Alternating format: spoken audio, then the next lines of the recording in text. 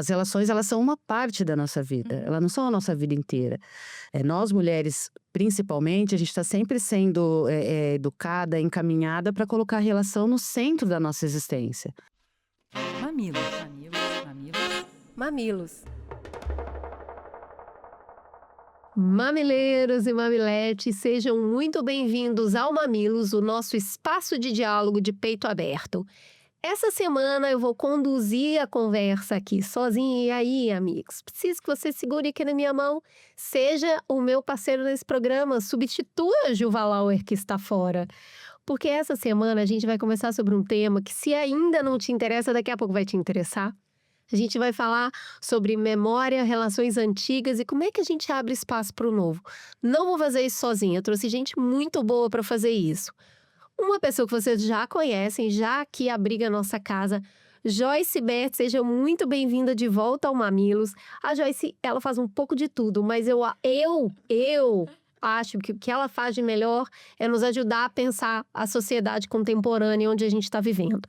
Ela é urbanista, escritora, psicanalista, consultora e curadora. Seja bem-vinda de volta. Muito obrigada, é um mega prazer estar aqui novamente conversando com essas mulheres maravilhosas, sempre antenadas em assuntos fundamentais para o nosso tempo. É isso, e a gente está bem acompanhado hoje.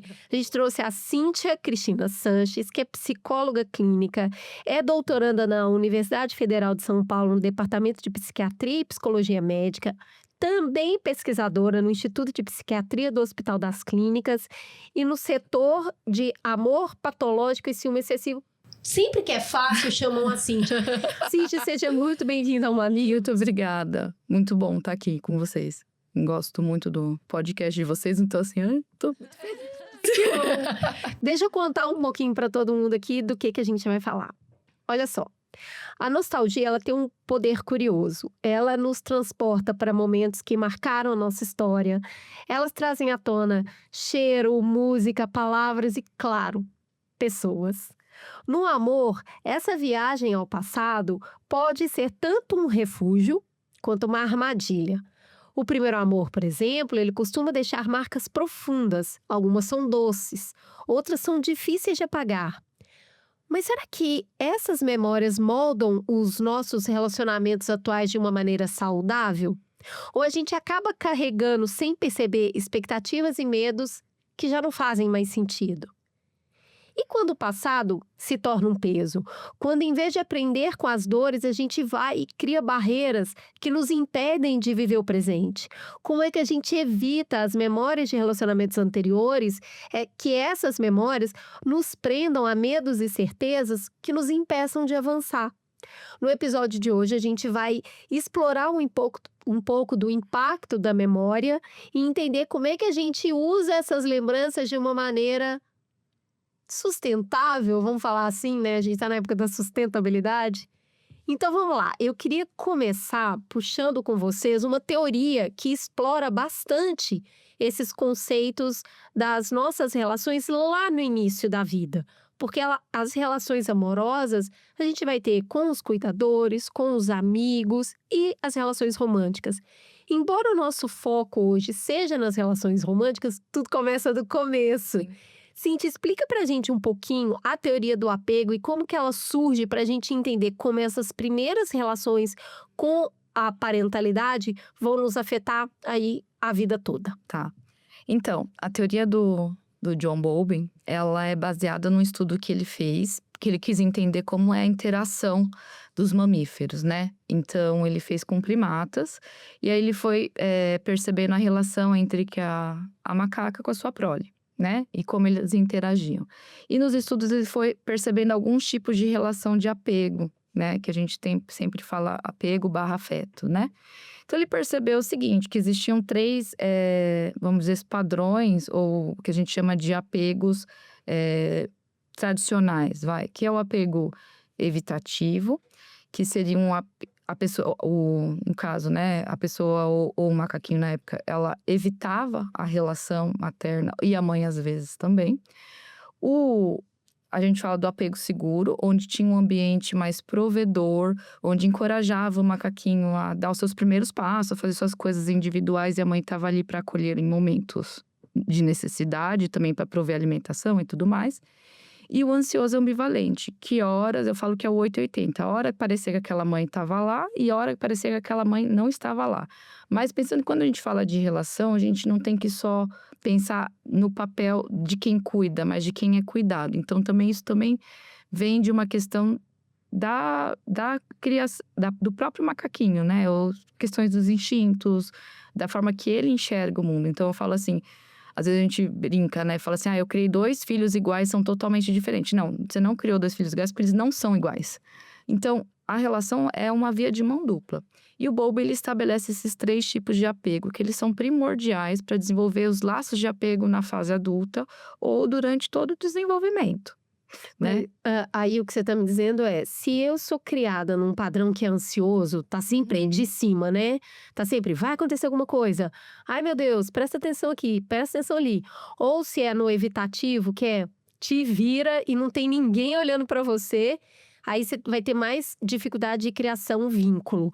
Então, ou você vai ter um vínculo muito ansioso, ou um vínculo talvez muito fácil de romper, muito flutuante. E aí tem o seguro, que é, estamos juntos, tá tudo certo. Agora, Joyce, difícil criar o seguro, né? Então, assim, antes da gente começar a gravar, a gente tava falando um pouco sobre as diferenças de acesso à informação, né? E a nossa geração tem muito mais acesso que as gerações anteriores. Então, até para saber o que é ansioso, evitativo ou seguro, a gente tá meio perdido nisso aí, né? A gente tá. Na verdade, assim, eu acho que a gente tem bastante acesso à informação hoje em dia. Isso, no primeiro momento, é importante, né? Mas se a gente parar e olhar o panorama da sociedade, a gente vê que talvez esteja nos atrapalhando um pouco. Porque você recebe as informações, mas aí para você fazer uma peneira daquilo que é relevante, que não é, também vai muito disso, do quanto você é apegado a certos assuntos, a certas coisas, a certas posturas. Eu acho que as pessoas tendem muito a ir pro lado da informação que corrobora aquilo que elas já pensam. Então, olha, eu sou apegada, ansiosa, eu fico grudada nos meus afetos, nos meus amores de uma tal maneira, então eu vou lá ver uma pesquisa científica que comprova isso, e não que me confronta nesse meu lugarzinho de conforto, né? Quando a gente tá falando desse primeiro momento, né, dessa relação de afeto que a gente tem com os cuidadores, a gente já pula ali um pouquinho para frente, que é quando a gente vai ter aquela primeira paixão, aquele primeiro amor. Eu tava conversando há um tempo atrás, já tem 1 ano mais, com a minha avó, e ela virou para mim e falou assim: não, mas. Aí ela lembrou do meu primeiro amor. Mas amar mesmo, você amou foi o fulano, né? Porque foi o primeiro amor, é o primeiro amor que vale. E eu olhei pra ela e falei: não, vó, assim, eu me apaixonei várias outras vezes. Não, mas igual, não, né? Não é igual, é diferente, mas eu acho que teve vezes que foram tão intensas quanto ela. Não dá. O primeiro amor é o que marca. Marca ou não marca, assim, de como é que é isso? O que a gente vê de indícios desse primeiro momento de apaixonamento pelo outro? O que isso significa na trajetória? Então, quer dizer, a gente já falou da infância. Eu venho ali com algumas características. Aí eu tenho esse primeiro romance. Como é que isso aí impacta? É isso mesmo? É o que vale? Vale o primeiro amor? Então, claro que é vamos dizer assim, um abridor de caminhos, né? Mas não necessariamente o primeiro é o mais importante. Talvez é o que você fique mais ansioso, porque é a primeira vez que você está fazendo. É a primeira vez que você está passando por aquilo, né? O que talvez impacte, no que não é nem mais importante, mas o tipo da experiência que você tem pode ser mais voltado ao tipo de relação que você estabelece nesse primeiro amor. Então, assim, se é uma relação mais de apego seguro, né? Onde a pessoa tá ali para te ajudar, te fortalecer, não para te prender ou ditar alguma coisa que você tem que fazer. Então, é um amor que a gente chama mais eros, né? Que a gente tem uma teoria que a gente chama dos estilos de amor, que é o eros, que é aquele que a gente fala que é o amor verdadeiro, entre aspas, né? Porque ele quer o bem do outro, ajuda o outro a se desenvolver. Adolescente difícil, hein? É, Que você nunca sentiu aquilo, é a primeira vez, você não sabe se o outro vai corresponder, é uma coisa meio caótica. Mas eu acho que toda primeira vez é meio marcante. Nem que seja simplesmente para você lembrar a vida inteira qual foi a primeira vez que você fez tal coisa, né? Se vai ser uma lembrança, assim, se vai marcar de maneira positiva ou não, são outros 500. Eu lembro do meu primeiro beijo, por exemplo. Mas quando eu lembro, eu só acho engraçado, não me traz nenhuma emoção, assim, tipo, ai, meu primeiro beijo. Não, foi meio burocrático. Se você beijar alguém pela primeira vez, vai ser agora. Vamos resolver esse Resolver um check aqui, pronto, já beijei alguém, agora vamos pro próximo. Porque, né, Eu acho agora que tem lembro da isso, minha tem muita primeira vez. ansiedade de ser BV. Nossa, será que Aí usa você ainda? quer só tirar isso. Você que tem Usa porque minha filha chegou em casa e falou isso. Tipo, eu preciso preciso beijar, já tô ficando velha já. Agora, por exemplo, a primeira vez que eu andei de bicicleta, essa sim marcou. Né? A primeira vez eu consegui andar de bicicleta, tava com meu pai, aquela coisa e tal. Daí isso é uma coisa que quando eu lembro me dá um frio na barriga, que foi o que eu senti no momento que eu me toquei que eu tava andando de bicicleta sozinha. Acho que depende da qualidade da primeira vez também, né? Pra ver se vai marcar positivamente ou não, mas acho que tudo que é uma primeira vez tende a marcar porque é o seu início, né? E principalmente nesse início, como é tudo muito novo, né? A gente tende a achar que é o amor da vida da gente, né? Se terminar vai morrer, é tudo muito intenso. Sim. É uma época que você tá aprendendo a lidar com as emoções. E acontece muitas traições, né? Nesse momento. O quanto as características desse primeiro romance vai moldar e criar marcas que vão acompanhar a gente ao longo da vida. Dá para simplesmente deixar isso no passado ou isso tende a voltar muito justamente porque é a primeira vez que eu fiz, então aquilo me marcou de uma determinada maneira. Eu penso hoje em dia que a gente precisa rever o que a gente acredita que seja uma relação. Eu acho que talvez o nosso modo, né? Tem uma música acho que da Karina Burr, que ela fala, tá tudo padronizado no nosso coração. Nosso jeito de amar não é nosso, não. Eu adoro essa música, né? E ela me desperta essa reflexão, assim. Eu acho que a maneira como a gente se relaciona precisa talvez ser revista justamente para que essas marcas não atrapalhem as nossas relações futuras. Né? Porque você vai ter um primeiro namoradinho, seu primeiro amor, com essa intensidade toda, lá para, sei lá, 11, 12, 13, 14 anos. E aí esse namoradinho beijou você e mais 50 na mesma festa. E aí você vai ter aquele choque. É isso, o resto da vida você vai estar respondendo a isso? Se a gente acredita num padrão de relacionamento, com certeza a gente vai ficar o resto da vida respondendo, né? Ai, vou ser traída, qualquer relação que você tiver vai ser igual, porque o meu primeiro amor foi assim e tal. Eu acho que tem a ver com a maneira como a gente enxerga as relações como um todo, talvez, né? Qual que é o papel da memória nisso, Cíntia? Quando a gente fala de adolescente, a gente está falando em um período do cérebro importante na parte biológica, onde está mais aflorado a parte dos impulsos, dos desejos. Né? Então, por isso que tem aquelas expressões, adolescente é rebelde. Na verdade, assim, não é só uma situação ocasional da faixa etária, mas tem uma resposta biológica, né? Então, a parte do planejamento, no nosso planejamento cerebral, ele está desenvolvendo ali. Então, por isso que a gente percebe que os adolescentes apresentam mais impulsividade quando comparado a crianças ou adultos. Então, assim, é importante a memória para todo o processo de aprendizados que a gente tem na vida. Porque, assim, eu nunca começo nada do nada, né? O que acontece é que eu uso daquela estratégia, o que aconteceu comigo. Talvez eu pego do que foi bom, do que foi ruim e levo para uma outra relação e faço uma avaliação. Se aquilo vai acontecer ou não. E aí, eu decido o que eu vou fazer com aquilo. Né? Que é a chave decisória que a gente fala.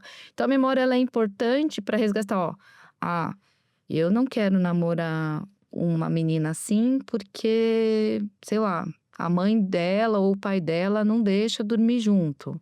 Mas então, na próxima relação, eu acho que eu vou testar, porque quem sabe, né? Então, assim, tem parâmetros positivos e negativos, porque a gente nunca parte do nada, né? E justamente porque a gente não parte do nada, porque o nosso cérebro está sempre tentando antecipar, a gente está sempre tentando analisar uma situação e antecipar para a gente agir da maneira correta. Sim. A maneira correta é sempre aquela que nos machuca menos. Aquela que vai nos deixar numa posição de segurança. E aí, ao passo da vida, você vai se abastecendo de leituras de cenário. Se isso, logo aquilo. Se isso, logo aquilo.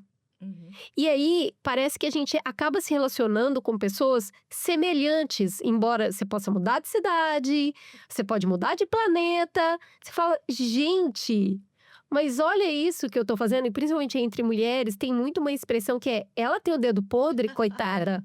Só escolhe gente assim. Só escolhe gente que depois vai trair. E aí eu não tô falando só de traição sexual, traição de planos. Né? O plano era a pessoa simplesmente cumpriu a parte dela, coitada. Por que a gente acaba repetindo um padrão, mesmo que esse padrão vá nos expor a um lugar de sofrimento? Tem o dedo podre, não tem? Como é que é isso? Não, acho que não. Eu não acredito nessa história de dedo podre. Eu acho que, na verdade, a gente vai.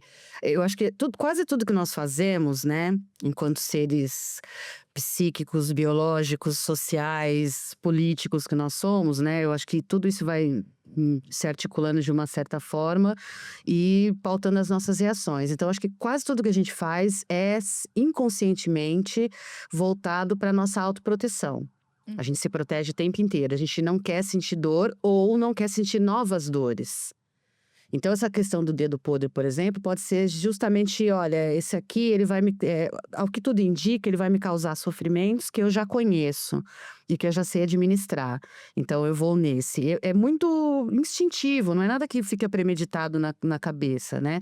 Esse pode ser um dos caminhos, mas também pode ser essas respostas que vêm da infância, dos padrões que a gente observou enquanto era criança, né? Eu acho que se fala isso, eu acho que a ciência também comprova isso em muitos momentos, que a gente tende a buscar relacionamentos com pessoas que se parecem com nossos pais, né? Com a mãe, com o pai, as meninas, como tem o pai como primeira referência de relacionamento heterossexual, óbvio, e os meninos, relacionamento heterossexual, a mãe vira a imagem que eles vão buscar, né? E aí nisso, se esses pais tiveram um relacionamento não muito favorável, né, um relacionamento disfuncional, você de alguma forma vai estar, sei lá, se inserindo na sua vida, se reinserindo nessas situações que você já conhece. Nossa, você trouxe uma palavra que para mim bate muito, que são novas dores. Eu acho que todo mundo tem esse lugar de, olha, tudo é mais ou menos ruim, eu vou escolher o ruim que eu já conheço. A gente tá votando na política assim.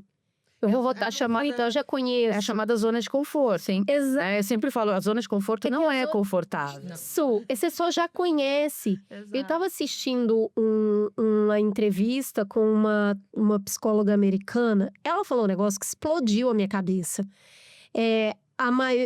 Os maiores consumidores de true crime são mulheres. São mulheres que consomem a maior parte dos conteúdos sobre serial killer e true crime. E aí ela traz o seguinte questionamento: se assistir esse tipo de conteúdo te acalma, te distrai, te diverte, talvez seja importante você entender o que você conhece como um relacionamento saudável. Porque se isso te diverte, te relaxa, e são cenas de crime e de violência, talvez você esteja tão acostumada a ver isto, a vivenciar, a ver, a perceber, que aí você tá na sua zona de conforto. Eu olhei e falei, meu Deus, porque eu sempre me questionei muito, por que mulher assiste tanto esse tipo de conteúdo se ele é tão violento que se reforça tanto a banalização da vida da mulher? Sim. Então, quando você traz novas dores, me vem isso à mente. Qual que é a nossa dificuldade de abandonar as dores antigas, sendo que elas continuam doendo? Na verdade, assim, por mais que sejam dores, né, não deixa de fazer parte de um processo de aprendizado. E eu concordo muito com você, porque o que é conhecido, por mais que dolorido, às vezes é mais fácil de lidar do que o novo. Então, se a gente pensa numa relação que você recebeu muito pouco, você não sabe como é receber muito. Como às vezes a gente pode ter recebido muito pouco afeto, então é o que a gente sabe lidar, né? Porque quando a gente pensa na idealização, a gente nunca pensa, por exemplo, numa pessoa que vai nos trair, que vai nos abandonar. Não, a gente pensa naquela pessoa, meio que príncipe encantado, que vai tirar a gente lá de cima, né? Do castelo, vai salvar e vai ser felizes para sempre. Mas, na verdade, assim, aí quando a gente olha, a gente se relaciona com esse tipo de pessoa que quer parabéns porque lembrou a data de namoro. Aí fala assim, meu, onde que eu tô errando? Na verdade, assim, será que não tem que ser um balanço? Né? Porque nem todo mundo é perfeito. Então, assim, nem todo mundo vai ser totalmente ruim, nem totalmente bom. Então, o que eu posso pensar do que eu quero para uma relação e o que eu posso tentar mudar? O conhecido é mais fácil também para lidar com a questão da ansiedade, né? Se eu sei que, por exemplo, eu vindo para cá, que aqui é uma área movimentada, eu vou sair mais cedo, mas cheguei muito mais cedo. Então, assim, mas é porque eu já conheço. E eu não quis arriscar sair um pouco mais tarde. Falei, não, eu tenho um compromisso, nossa, eu chego atrasado. Então, assim, já vem uma ansiedade para fazer uma escolha, né? E isso conta muito, né? A nossa bagagem, os nossos pensamentos, a nossa história. Ou o que eu mereço. Ou o que eu mereço. Então, é isso. Ou eu vou perder isso a qualquer momento. Isso. Isso não pode ser verdade. Não pode ser verdade. Aí começa uma autossabotagem também, que é uma beleza, né? Sim. Não. Isso aqui, ó, tá bom demais pra ser verdade. Algo de estranho. E aí, quando a gente vai pra esse lugar de desacreditar, se você tá recebendo uma coisa diferente, isso eu não conheço, então não pode ser verdade. Como que a gente consegue identificar o processo de autoproteção do processo de autossabotagem? Olha, eu gosto muito da ideia de autoconhecimento. Muito, eu acho fundamental. Eu acho que, na verdade, a gente devia estar desde da mais tenra infância sendo acompanhada por esses profissionais maravilhosos da saúde mental, que são os psicólogos, né? Eu falo psicólogo, mas eu também estendo a psicanalista, a psiquiatra. Porque a gente não tem uma sociedade que é voltada para o autoconhecimento, né? Para você conseguir identificar o que você sente, refletir sobre o que você está sentindo, sobre as suas reações diante das coisas, né? Eu acho que seria legal. Hoje em dia as pessoas estão falando bastante em saúde mental, eu acho muito positivo, desde que a gente não fique só nos modismos, né? Sim. Mas eu acho que o autoconhecimento está aí para isso. Porque aí você vai conseguir mapear, né? Hoje em dia, por exemplo, eu tenho 49 anos. Então, a minha relação comigo mesma é outra, mas porque lá atrás eu iniciei um processo de construir autoestima, né, de perceber as minhas fragilidades, aquilo que eu trouxe da infância. Fazer terapia, para mim, fazer sessão de análise foi fundamental, embora eu não sou do tipo que fala assim, faça, né, procure aquilo que funciona com você. Comigo funcionou, tanto é que eu quis estudar também, me aprofundar mais nisso. Né? Então, hoje em dia, eu já consigo mais ou menos me questionar se o que eu tô sentindo é de fato algo legítimo ou se é autossabotagem. Sabe? Olha, aquela pessoa ali me mandou mensagem, parece que tá interessada em mim. A minha tendência antigamente era correr. Hoje em dia eu fico pensando, mas por que eu tô querendo fugir? O que tá acontecendo? Então, assim, eu acho que vai muito de cada um, porque nós somos muito diversos. Então, se a gente nega elogio, a pessoa fala, você tá linda. Não, tô não. Você sempre quer devolver, né? Parece que a pessoa tá… Não, linda é você, né? Você que é linda. E claro, a pessoa também pode ser linda, né? Mas a gente também tem que aprender a aceitar que o outro diga o que a gente tem de bom. Nossa, Isso pra mim foi muito difícil. eu e a Juliana fizemos um desafio enorme uma pra outra, que era quando alguém te elogiar, você vai falar obrigada. Então, Mais nada. É a única coisa permitida é falar obrigada. Nossa, adorei a sua blusa. Obrigada. Não, eu tenho… Resistiu, eu falei, imagina, comprei na promoção. É isso, você tem que justificar, tipo, como se estivesse pedindo perdão por estar apresentando alguma coisa Gente, positiva. tenta isso. Simplesmente virar e falar obrigada. Sim, é o suficiente. Né? É que a gente já tá sempre esperando, de certa forma, o pior. E aí, eu acho que tem uma coisa muito fácil que dá pra gente… Pra eu fazer uma analogia com o que você disse, que se assim, se eu consigo fazer uma maratona de 25 quilômetros e ter uma chegada boa, fazer um tempo bom e tudo mais, pra que eu vou fazer uma de 5? Né? O que eu quero dizer com isso, assim, tipo, se eu consigo lidar com uma pessoa que é agressiva, nervosa, estressada, como que eu vou lidar com uma pessoa… Só correu 5 quilômetros, como que eu vou ter uma coisa mais leve, mais light? Primeiro que você vai desconfiar, né? Tipo, e outro que parece. Não é uma questão de valer a pena ou não. A gente tem aquela ideia de que você tem que mudar o outro, né? Pra você se apaixonar, enfim, essas coisas todas. Esses são moldes do relacionamento e contratos, que é diferente.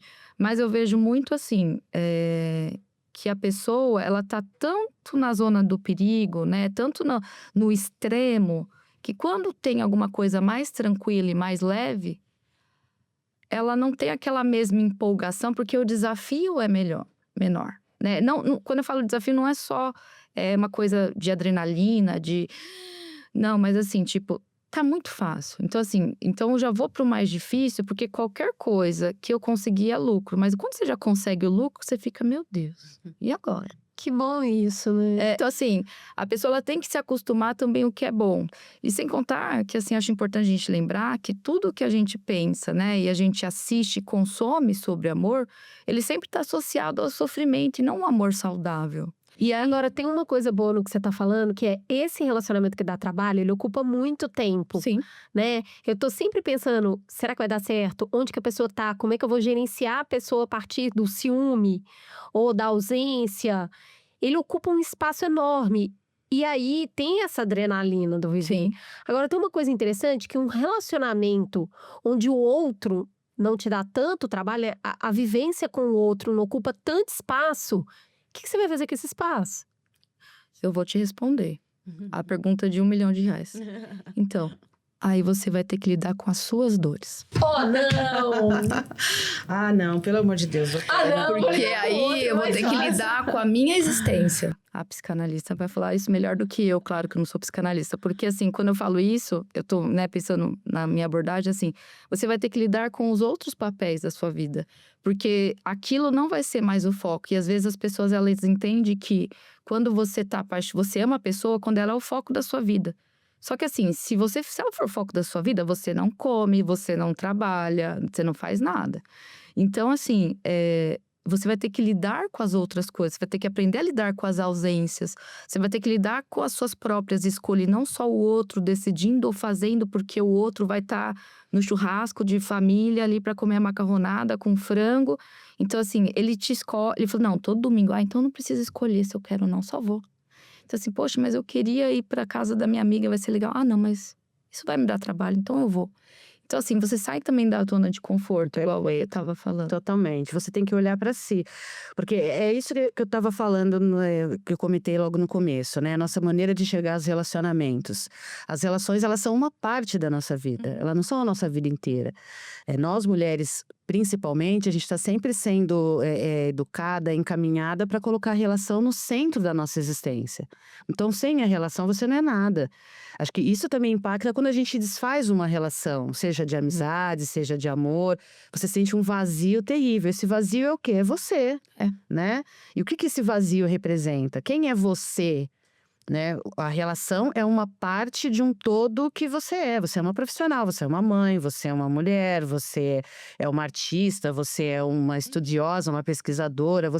Nós somos multifacetados. Só que nós, mulheres, a gente acomoda ali o relacionamento como centro da nossa vida.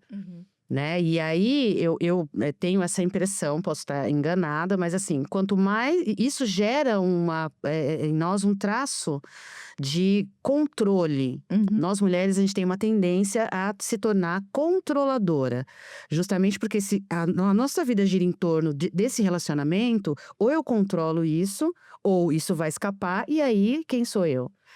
Só que é o seguinte, quanto mais controladora nós somos, menos a gente consegue estabelecer limites para uma relação saudável. Né? Até porque a gente está falando aqui de nós, mas e o outro recebendo isso? Né? Daí você abre espaço para a porção manipuladora desse outro, porque esse outro fala, a gente, né, já deve ter ouvido falar várias vezes isso, visto isso, ou até ouvido, que a pessoa vira para você e fala assim, sem mim você não é nada. Sim. Se eu for embora, você vai fazer o quê? Você não vai me abandonar, né? A pessoa brinca um pouco com isso, né? E eu acho que é interessante a gente ter em mente isso. Que nós tendemos a ter desenvolver esse traço controlador, porque a gente não suporta lidar com a gente mesmo. Conviver consigo mesmo é o maior medo. E aí, por isso que, assim, uma das estratégias, né? Porque quando a gente fala de amor e ciúme patológico, quando a pessoa, por exemplo, chega para se tratar, ou ela chega rompida, né? Porque, né, não tá dando mais certo a relação, porque não aguenta mais. Ou ela chega no nosso consultório com muito medo de romper, porque na cabeça a gente tá ali para trazer algo saudável. E de certa forma ela percebe que aquilo não é saudável porque ela tá no consultório. Então, assim, o que a gente faz com a doença? A gente dá remédio para ela parar, né? E na verdade, não. O objetivo é fortalecer o eu, né, interno, o individual, para a pessoa tomar decisões mais criativas e espontâneas dentro daquela relação. Por que eu preciso ser controladora? Eu não posso ser, sei lá, ao invés de controlar o outro, controlar, por exemplo, o quanto eu corro para uma qualidade de vida melhor, ou escolher fazer um curso. Você pode dividir aquelas coisas, né? E dividir os papéis. Então, nunca o objetivo é terminar ou exterminar uma relação. Pelo contrário, porque a pessoa ela vai se relacionar pelo resto da vida, né? Então, quando... Sobre como você se relaciona, né? Isso. E eu queria trazer, a gente tem um programa inteiro sobre ciúme, é um programa muito interessante. E nesse programa eu aprendi o ciúme enquanto um importante termômetro daquilo que importa pra você. Sim. Então assim, eita, ó, isso aqui é importante pra mim, sentir uma coisa. Mas esse ciúme, quando ele começa a não só te dar um aceno, mas a te controlar, a te dominar, e a própria pessoa vira e fala assim: eu tô sofrendo com isso, eu não quero mais sentir ciúme, tá ruim, tá me fazendo mal, e eu tô vendo que tá fazendo mal pra relação. E esse ciúme existe porque lá no passado foi traída, porque lá no passado foi abandonada, porque lá no passado foi dito pra ela que ela não é o suficiente, ela acreditou. Então ela vive na desconfiança. Como que a gente pode tratar esse ciúme a partir do momento que a própria pessoa percebe que aquilo tá fazendo mal pra ela? Então, na verdade, assim, quando a gente pensa que a pessoa ela pega somente experiência do passado para certificar do que está acontecendo e legitimar o que acontece nessa relação, eu acho que o primeiro momento é a gente duvidar. É isso mesmo? Então, assim, qual que é a evidência que ele te dá nesse sentido? Não, mas porque o meu ex, ele saía de sexta-noite e desligava o celular, tal, e não me avisava onde estava indo. Ah, entendi. E esse faz isso? Não, de sexta-noite ele tá comigo, mas olha, ele deve ir de segunda-feira. Então, assim, às vezes, a gente tem que fazer uma questão até meio didática no sentido para a pessoa primeiro absorver o que a gente está querendo dizer, porque muitas vezes, assim, aquela situação é verdade. Tipo, esse copo é transparente. Se ela tá vendo verde, é verde, não tem como eu questionar. Então, assim, o ciúme, quando fala, né, que o ciúme é cego, né, enfim. Mas, na verdade, porque, assim, aquilo é uma total certeza de que aquilo tá acontecendo. E se não tá acontecendo naquele momento, vai acontecer em algum momento que eu não tô em vigília. Então, a ideia é que a gente comece a ajudar a pessoa a se questionar, né? Então, por que o fato dele não atender o telefone, ou ela não atender o telefone, significa que ela tá no motel com uma outra pessoa? Aí vem as associações malucas, vai. Não, porque eu vi um estudo, que é o que você tava falando lá no comecinho, que as mulheres traem mais no horário do almoço, não sei o quê. E aí, ela não atendeu no horário do almoço. Eu falei, tá, mas ela não poderia estar, sei lá, com uma diarreia no banheiro? Poderia. Então, assim, a gente começa a trazer um pouco mais de evidência, porque, no fundo, não é que a pessoa sabe quem trai ou não trai, mas, assim, ela tá ficando com aquela pessoa. Então, ela tem artifício suficiente internamente e dessa relação, evidências, para ver a parte saudável dessa relação, não precisar de tanto controle. E aí, se ela percebe ao longo da relação que a relação dela é uma relação de traição, aí ela sai naturalmente. Ou ela escolhe suportar aquilo, porque eu não posso mudar o outro, né? Então, a primeira parte é essa. Depois é entender o que é ser traído para aquela pessoa. Porque hoje, com essa coisa de rede social, tipo, eu escuto assim, Cintia, ele foi lá e deu um like na Paola Oliveira dançando no carnaval. Falei, gente, quem não vai dar like para aquela mulher maravilhosa? Nós damos like. Eu falo, gente, Nem que seja mentalmente. então. Você tá com o ciúme do Antônio Bandeiras, pelo amor de Deus. Não, só que quando a gente pensa na traição, é lógico que a gente vai pensar em alguém que a gente avalie que é melhor, né? Para aquele cônjuge, para aquela namorada e tudo mais. Mas, na verdade, a maioria dos casais são normais. né? Não tem esse padrão Hollywood instagramável. Agora, eu queria perguntar pra você, Joyce, a gente falou do caso da pessoa que sente ciúme, ela tentar fazer essa conexão com o fato, com a realidade, pra ela tentar dominar o sentimento que tá dominando. Como que você acha que um parceiro, uma parceira, que tá ali junto, é alvo do ciúme, mas não tá fazendo? Como que você suporta uma pessoa que você tá vendo que tá sofrendo e tá insegura? Como é que você iria falar, amor, por favor, não sofra, eu não tô fazendo isso. Você tá falando, eu tô lembrando daquela personagem da novela do Manuel Carlos, que era que tinha o Mada, Mulheres que Amam Demais. Sim, né? Julia Gunn. Julia Gunn, com Marcela Antoni e tal, né? Eu adorei essa história sendo contada naquela novela, apesar dos exageros que a gente pode poderia pontuar, mas eu achei muito legal porque é exatamente aquilo. Quem já passou por uma situação de um relacionamento que tem um ciúme, o outro tem um ciúme que vai caminhando para o patológico até se estabelecer mesmo como patológico. Ou você recebe a pessoa na sua vida e ela já tem aquele ciúme patológico. É insuportável, insuportável. E é extremamente violento também, né? Então, eu acho que o parceiro tem que, com todo amor e carinho, tentar conduzir essa pessoa para um apoio técnico, né? Um apoio médico, um apoio psicológico, né? Porque a pessoa sofre muito. Ela sofre e ela faz tudo ao redor dela sofrer, né? Eu acho que a gente precisa pensar que reavaliar os nossos padrões de relacionamento também é pra gente não chegar nesse ponto, né? Porque eu penso que as pessoas, quando elas têm esse ciúme... Uma coisa é você ter um receio de perder aquela pessoa. Acho que isso todo mundo vai ter, né? É até importante ter peraí, deixa eu ficar esperto aqui. Fala, poxa, vou cuidar desse relacionamento porque essa pessoa Quero estar me presente, cara, né? quero demonstrar que é importante pra mim. Agora, quando isso vira para um outro lado e que vai sempre crescer, né? E o engraçado é que a pessoa ciumenta, ela cria... E ela acredita no pensamento dela. O pensamento dela. Não é um fato, é um pensamento. Mas é como se fosse um fato, igual você tá falando no copo. Exatamente. E ela tem uma certeza de que vai ser traída. E também, você sabe que eu acho que tem uma questão? A gente também precisa discutir em sociedade... a questão da traição em si. O que é traição, né? Porque as pessoas têm um pavor... E é sempre a traição que está concentrada nos relacionamentos amorosos. Só que se parar para analisar, as pessoas traem o tempo inteiro. Inclusive, as pessoas se traem. Sim, muito. As pessoas se traem muito. Então, talvez seja o fato da gente analisar isso com, né? Você ser traída pelo seu parceiro amoroso, pelo seu cônjuge, sei lá o quê... Isso não tem nada a ver com o seu valor como pessoa. Isso tem a ver com uma debilidade dele em ser sincero. Né? Eu considero traição qualquer tipo de mentira que uma pessoa me conte.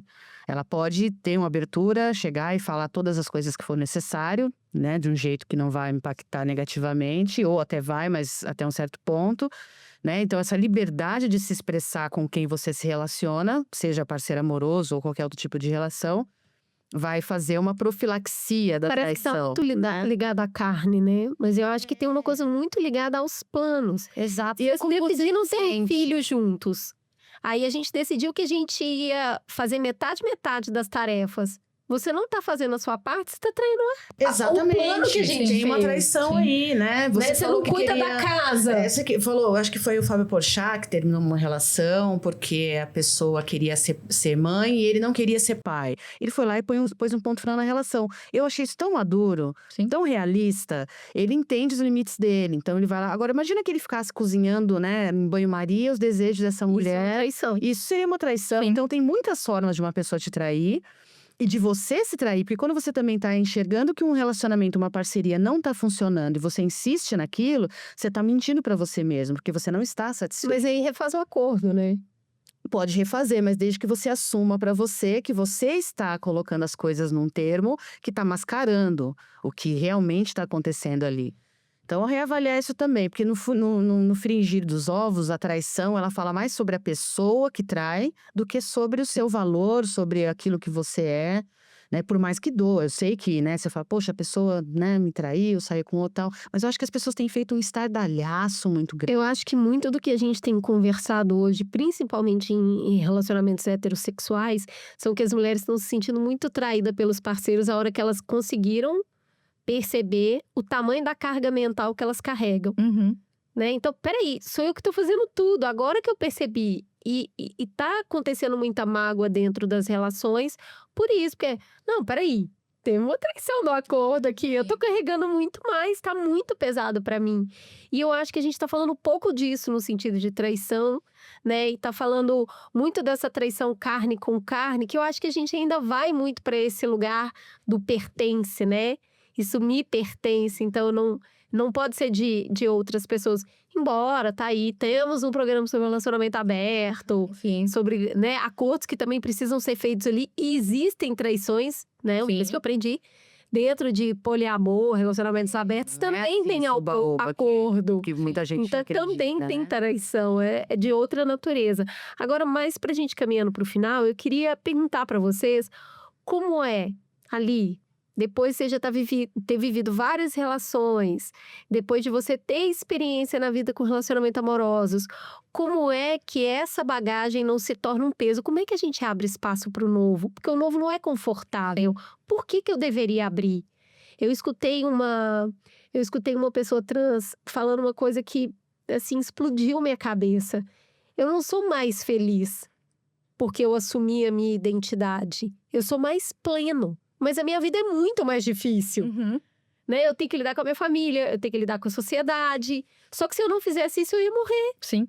Então, eu não tava buscando a felicidade. Eu tava buscando uma vida mais plena. Porque eu tenho que abrir espaço pro novo. O que eu ganho com isso, ao invés de ficar lá no que eu já conheço? Porque se você tem uma perspectiva de ter algo melhor, o que é o antigo não é o suficiente, né? Então, né, a história do dedo podre, né, que a gente abriu. Então, assim, se eu tenho um padrão de relacionamento de, sei lá, pessoas que não têm os mesmos planos que eu, ou têm valores diferentes do que eu, ou me traem, e eu não quero isso, então eu vou ter que lidar com outro que tenha com as mesmas objetivos de vida. E às vezes a gente não sabe lidar com isso. Então, é um processo de sair de uma zona de conforto, de batalha, né? Tudo que vai ser novo, tá tudo bem você ter medo e tá tudo bem você avaliar. A questão é, tenha paciência com você, porque se você pode aprender o que é ruim, por que não vai aprender o que é bom? Né? Se a gente busca tudo para ter uma melhor vida, para ter uma melhor condição. Então, assim, por que não ter um melhor relacionamento? Então, por que eu não posso suportar isso? A gente suporta, às vezes, sei lá, chefe chato para conseguir uma promoção. Por que eu não posso suportar a promoção que eu ganhei em um namoro mais importante na minha vida, né? Joyce, tem um conceito que é de crescimento pós-traumático. Que é, você aprendeu aquilo ali e você vai significar aquilo como uma escada. Como é que a gente não desconsidera tudo que a gente viveu, mas ajuda a criar mais espaço para entrar vivência nova? Olha, eu penso que a vida é dinâmica, né? Então, ela se movimenta. Então, cada fase é uma fase. Eu sou a mesma pessoa de sempre, mas não a mesma pessoa de sempre. A gente vai mudando, as necessidades da gente também vai mudando e os horizontes vão se abrindo. Eu acho que se a gente manter essa perspectiva de desenvolvimento humano, eu acho que fica mais tranquilo a gente entender que o meu passado, ele tem coisas muito bacanas, tanto negativas quanto positivas. Cada uma delas tem um significado, tem um peso, e eu não vou jogar isso no lixo, porque isso foi o que eu aprendi na salinha de aula da vida. Né? Então, olha, eu fui casada durante tanto tempo e tal, não sei o quê, me separei. Hoje em dia eu olho e falo, olha, essas falhas foram minhas, essas falhas foram da outra pessoa, eu podia ter feito isso melhor. E essa noção de continuidade, né? Naquele momento, eu só podia fazer isso, porque era o que eu sabia. Não era a pessoa que eu sou hoje. Agora, hoje, com tudo que eu trago do meu passado, eu posso ser diferente. E daqui a 10 anos, se tiver outro relacionamento de 10 anos, de 15 anos, eu serei outra pessoa e essas experiências vão se acumulando e eu vou vivendo melhor. Eu acho que olhar para a vida e para as relações como uma oportunidade de aperfeiçoamento, né? Eu tô melhorando cada dia mais, eu vou ir embora desse mundo de um jeito melhor do que quando eu cheguei, porque eu estou me dedicando a esse aprendizado. Aí eu acho que fica natural até esse processo de você pensar, poxa, como eu era tonta quando eu tinha 15 anos, olha o que eu fazia, agora eu não faço mais isso, mas também eu era tonta porque eu não sabia que aquilo era... Agora, tem uma Exato. coisa interessante nisso que você está falando, né? De pegar as vivências e trabalhar essas vivências em contato com o outro. Porque tem muita gente que fala: não, a hora que eu estiver pronto, eu vou me relacionar. Eu estou resolvendo as minhas questões primeiro. Porque no meu relacionamento, eu errei ali, então eu preciso resolver isso para me relacionar novamente. A questão é isso que você está falando. Eu só vou moldar, lapidar quem eu sou em contato com o outro. Sim. Exatamente. Ninguém se lapida sozinho. É na fricção com o outro que você vai se lapidando. E eu vejo muita gente se privando de novos relacionamentos porque não, eu preciso melhorar. Eu preciso ser uma pessoa melhor para então eu me relacionar com o outro. E aí eu fico pensando no tempo também que a gente dedica a isso, sendo que na verdade é só quando você estiver no action. É só na vida com o outro que isso vai acontecer. Mas para virar aqui no finalzinho a nossa conversa, eu quero ouvir de vocês para quem viveu uma relação muito boa que acabou.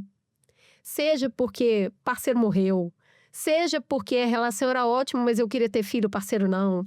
Seja porque o parceiro, o amor morreu, mas a relação era muito boa. E aí a pessoa vira e fala: não vai rolar nada tão bom quanto aquilo. Aquilo era muito legal, eu dei o meu melhor e ainda assim não deu certo. Como é que a gente supera um relacionamento que foi muito bom e ainda assim acabou para poder ir para outro? Olha, não é fácil, mas eu vou lançar aqui uma aposta. Vamos apostar aí com quem estiver ouvindo, né? Porque assim, as coisas têm um tempo. Tem coisas que têm um prazo de vida mais longo, outras têm um prazo de vida mais curto.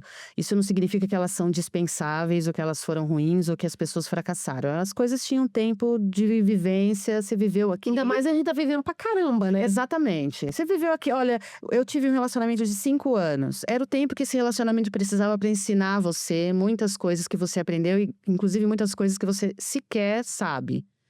E aí você vai passar para outro relacionamento. Vai doer, essa transição vai doer. Respeita a sua dor, vive a sua dor, reavalia, reveja, repense o que tiver que repensar. E aí você vai partir para o outro. Quando você estiver no outro, você vai olhar para aquele anterior e falar: nossa, ainda bem que aquele terminou. E esse está bem melhor do que era antes. Eu aposto, vocês podem me cobrar se isso não acontecer com vocês. Porque isso aconteceu comigo e eu já vi acontecer com várias pessoas na vida. Só vai ficar ruim se você ficar preso àquilo que acabou. Acabou porque tinha que acabar. É como aquela frase do Chico Buarque, né? Que ele fala: é porque era ela e é porque era eu. É simples assim. Tem coisas na vida que não dá pra você teorizar muito. É assim e acabou. Então, acabou porque precisava acabar. Você tinha outras coisas pra viver e não sabia. A pessoa também tinha outras coisas pra viver. Ah, mas foi uma ruptura brusca.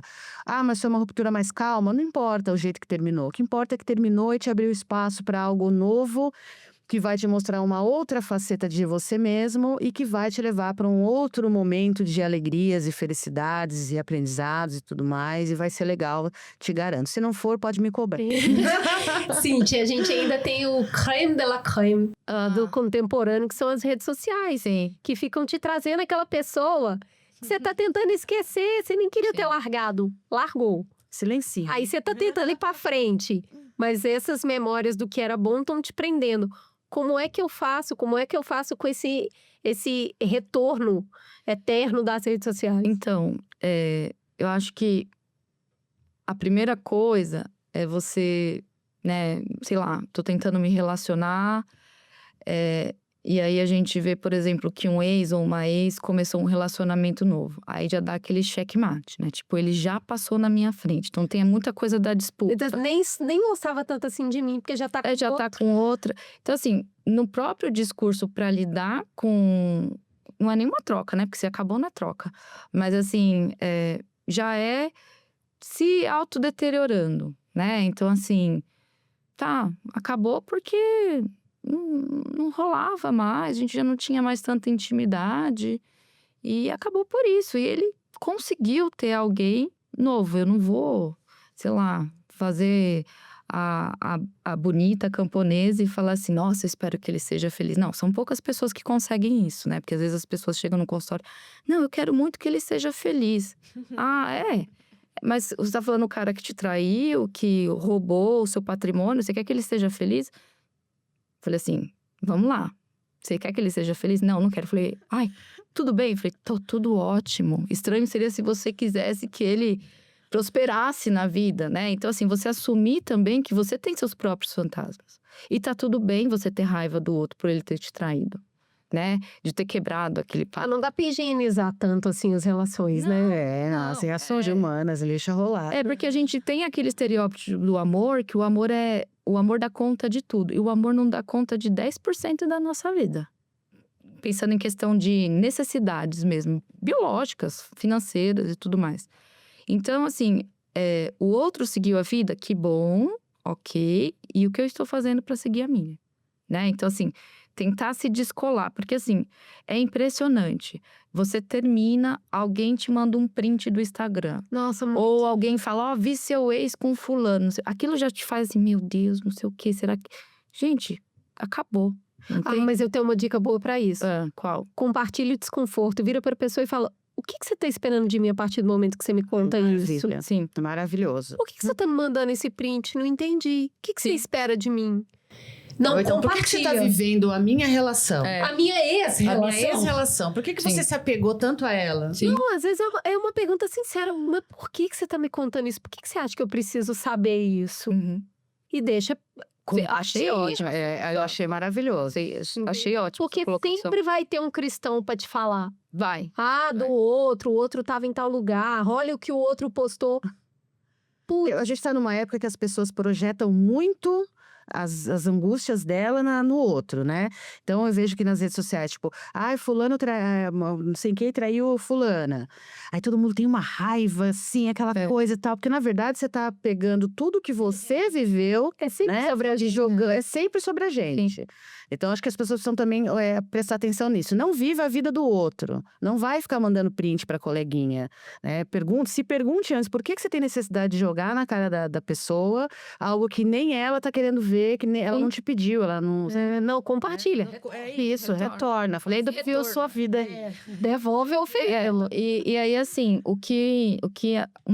acho que das maiores dicas é assim, o que tem a ver eu não estar me relacionando hoje com o fato dessa pessoa já estar se relacionando? Nada. Então, assim, a gente tem uma questão da competição de tipo, então tem que conseguir primeiro, que é da vida, né? Vamos fazer primeiro, isso aqui, não sei o quê, não sei o quê. Só que assim, terminou uma relação, um namoro, um casamento, tal, encontrou uma pessoa, ou tava com a pessoa e tudo mais. Por que eu tenho que ter uma pessoa também pra mostrar que eu tô feliz? Às vezes não. Às vezes você quer ficar sozinha, sabe? Então, assim, que isso não engatilhe os seus próprios fantasmas. Então, assim, se você não consegue ainda lidar com o seu fantasma, a ideia é você, então, não olhar aquilo, por enquanto. Porque senão você vai se botar mais pra baixo. Isso. Né? Agora, se você já consegue lidar com seus próprios fantasmas e desassociar que a felicidade do outro não tem a ver com a sua perda ou não tem a ver com a sua derrota, é o primeiro passo. Porque as pessoas continuam a vida.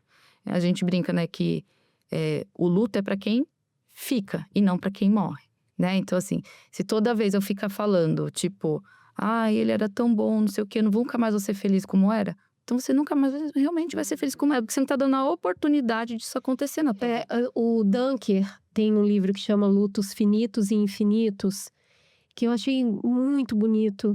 É muito interessante. E eu saí dali com uma perspectiva boa, que é sobre como que a gente olha para a relação, porque a gente olha sempre para o outro, né? Uhum. Então você fala assim, ele era muito bom, era muito gostoso, aquilo era incrível. E aí você quer esquecer para ir para frente. E, na verdade, não é sobre esquecer, é sobre agradecer. Mas não é agradecer o outro, é agradecer a você a oportunidade de ter vivido aquilo. Quem você se tornou a partir daquela relação. Sim. Você não vai esquecer, ninguém esquece. Não é sobre esquecer. É sua vida, né? Você não vai jogar a vida fora, né? É seu repertório. É o repertório. Isso. Então, você ser grata pelo repertório que você tem. É isso, se a pessoa consegue olhar e falar, não, eu não sinto mais falta disso, tem um agradecimento. Eu vivi, eu reconheci, eu administrei e agora eu tô em outra fase. Então, eu acho que superar o final de uma boa relação é também agradecer por ter vivido aquilo. Sim. Agradecer você, não é o outro. Você, ai, nossa, foi bom, né? Eu vivi aquilo, eu aproveitei aquilo. Olha o que eu era capaz de fazer dentro de uma relação. Nem eu sabia que eu era capaz dessa profundidade ou desse desprendimento, enfim, né? Eu acho muito legal isso, focar em quem você era dentro daquela relação. Né? Do quanto você cresceu, do quanto você se desenvolveu, o quanto você… né? O quanto foi bom pra você. Não é só o outro. Você também fez muita coisa boa. E por isso que a relação durou o tempo que durou. E aí a gente voltando um pouquinho na questão do apego, só pra amarrar tudo, né? É interessante porque quando a gente fala de relação ali mãe-bebê, a gente busca na mãe a mãe cuidadora, aquele sinal de aprovação. Então, perder o parceiro, às vezes, é perder a aprovação.